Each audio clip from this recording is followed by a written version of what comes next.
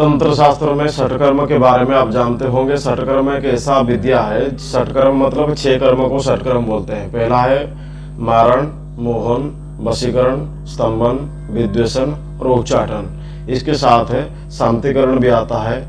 और ये षटकर्म जो है वो षटकर्म के अंदर सभी का काम होता है। जैसे कि किसी का झगड़ा लगना, किसी का पत्नी छोड़ती है पति को, या किसी के घर पे क्लेश है, जमीन का विवाद है, या कोई रोग से सड़ रहा है, या कोई विदेश भाग गया है, या किसी का कर्जे से वो परेशान है। विभिन्न प्रकार का परेशानी के लिए मानव जाति के विभिन्न प्रकार का परेशानी के लिए षटकर्म दिया गया है। और ये अथर्व तंत्र का, अथर्व वेद के संपूर्ण वैज्ञानिक पद्धति से वो क्रिया किया जाता है। अथर्व वेद में जितना भी मंत्र है, और अथर्ववेद एक प्रामाणिक प्रयोग का विद्या है। और ये जो षटकर्म है, षटकर्म के माध्यम से आप सभी काम कर सकते हैं। लेकिन मारण कर्म किसी के ऊपर बिना, यानी कि बिना कारण किसी के ऊपर मारण प्रयोग नहीं करना चाहिए।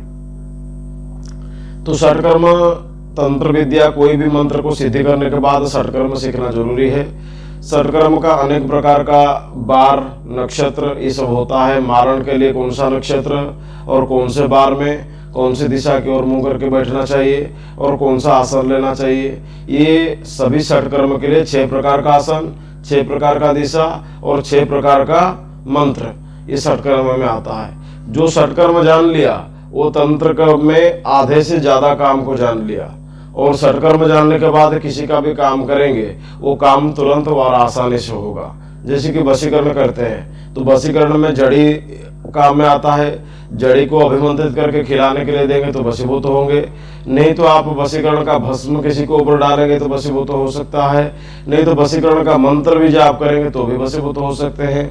नहीं तो वशीकरण का कवच धारण करेंगे तो भी वशीभूत हो सकते हैं। वशीकरण का काजल लगाएंगे, आंखों में लगाएंगे, नहीं तो माथे में लगाएंगे तो भी वशीभूत हो सकते हैं। तो जैसे कि वशीकरण का कई सारा यानी कि प्रक्रिया होता है, मारण का कई सारा प्रक्रिया होता है। पुतला मारण होता है, जीव मारण होता है, और शत्रु का जो मारण होता है, मंत्र जाप मारण होता क्रिया किया जाता है, हवन से मारण क्रिया किया जाता है।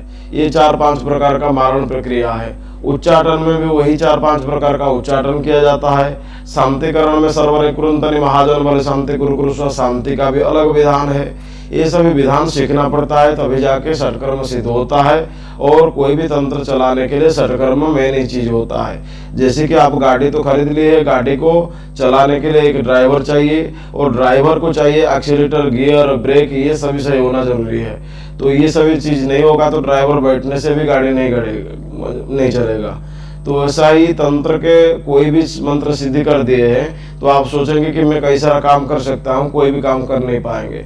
आपको षटकर्म सीखना पड़ेगा, और षटकर्म के माध्यम से आपको सिद्धि या किसी का काम करने के लिए सुयोग मिलेगा, और काम करने के बाद वो काम सिद्ध हो जाएगा।